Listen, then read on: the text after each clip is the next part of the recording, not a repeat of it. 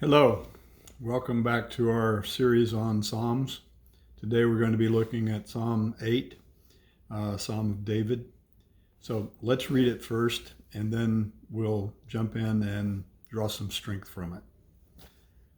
Yahweh, our Lord, our Adonai, he says, how majestic or strong is your name in all the earth. You have set your glory in the heavens. Through the praise of children and infants, you have established a stronghold against your enemies, to silence the foe and the avengers. When I consider your heavens and the work of your fingers, the moon and the stars which you have set in place, what is a man that you are mindful of him, a son of a man that you care for him? You have made them, or him, humans, a little less than angels, and crowned them with glory and honor. You made them rulers over the works of your hands. You put everything under their feet. All flocks and herds and animals of the wild, the birds in the sky, the fish in the sea, that swim, the paths of the seas. Yahweh, our Master, how majestic is your name in all of the earth. It's a powerful psalm, short but to the point. What's David doing? He's pointing at basically the difference between the Israelites and all of the neighbors around them and the religions that of all of the races around Israel and that they know. All of these religions are based in a mythic world, a world in which a God steps forth and he defeats the beasts of chaos. For instance, Marduk in Babylon defeats Tiamat and then makes the sky out of Tiamat's dead body. He creates humans in order to have somebody serve him so that he can be fed and waited on, and that's the role of humans. But David sets forth a different vision. He says, our Lord made us and he made us to be rulers with him. That's unheard of in the ancient world. That's not what human beings are for. Image of God? Not really. Can't be. We're just servants. We're slaves. David gives us a different picture. That picture is that there aren't any little gods ruling the world. There's only one, a creator God who has made it all. And all of the Israelites' neighbors, they are trying to control that creation by going to little gods and trying to win them over with sacrifice or control them because with magic.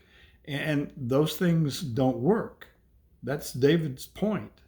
He 3,000 years ago put his finger on the problem. The problem is, do we really trust a God that's big enough to have made this world and our universe? That's the issue. None of Israel's neighbors could see it. The glory in the heavens, David says, look there, the language of children, the fact that human beings are the only people who have a language and are self-aware and grow through that language and build relationships through that language. Moon and the stars are finger play with God, he says. And then he asks the central question he wants them to understand. What is a man? Some translations, like the New NIV 2011, says them. They're making it plural because he starts out plural. Oh Lord, our Lord. But in the text, it's singular. What David is putting his finger on is what you as an individual are worth. Are you worth anything? Or are you just part of a mass of people who are serving the gods and you're expendable? You don't have to be around because somebody else will take your place. He says, no, we're stewards, we're rulers. We are people who have a responsibility before God to have dominion in our world, but have that dominion the way he would have that world, and to take care of it, and to make sure that it's healthy and clean, an image of God. Why is it important that we see God in this way, in this place, in our lives, in the U.S. right now? Why is it important for us to see that we as individuals are important to God? Well, one of my favorite authors, John Oswalt, wrote a book, The Bible Among the Myths. And what he was doing was writing about how Israel's religion and viewpoint and worldview was totally unique in the ancient world. And he comes to a conclusion that I want to share with you. He says, once a person or a culture adopts the idea that this world is all there is, in other words, we're all hooked together in this mythic world, certain things follow regardless of the primitiveness or the modernity of the person or culture. Among these are the devaluing of individual persons, the loss of an interest in real history, fascination with magic and the occult, and denial of individual responsibility. Sounds like modern times, doesn't it? Why do we need to see God as creator and who has invested us with responsibility? It's because to do less means that we lose the value of everyone. And the other point that I want to leave you with is from Isaiah chapter 40.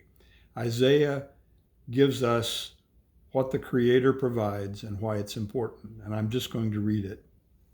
Look up and see who created these. He brings out the stars by number. He calls all of them by name. Because of his great power and strength, not one of them is missing. Jacob, why do you say, and Israel, why do you assert, the Lord does not see my troubles, he ignores my rights? Do you not know, have you not heard, the Lord is the everlasting God, the creator of the whole earth. He never becomes faint or weary. There is no limit to his understanding. He gives strength to the faint and strengthens the powerless. Youths may become faint and weary, and young men stumble and fall, but those who trust in the Lord will renew their strength. Those who trust will soar on wings like eagles, will run and not become weary, will walk and not faint. That's what we need. Trust gives us a relationship with a God who strengthens our lives and gives us responsibility.